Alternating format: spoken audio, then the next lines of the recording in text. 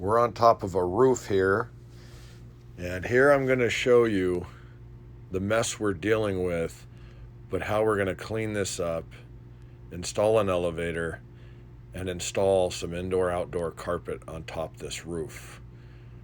So we're kind of making a deck up here. You see the stairs, and we're going to basically clean all this up, and we're going to carpet all this, put some metal down, and we're going to make this beautiful for this home so they can see what views they have on top of their rooftop and turn this roof into a deck.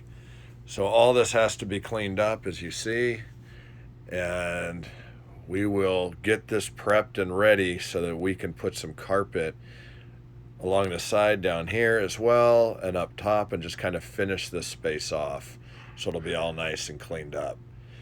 All right, so let's get started. What a mess we got here. All right, so now we got some carpet down there. Here you got us cleaning up here. Metal's on, looking good. There you got the elevator installed, vacuuming up. Got the metal all in, as we said, and there you go. So if you don't mind, subscribe to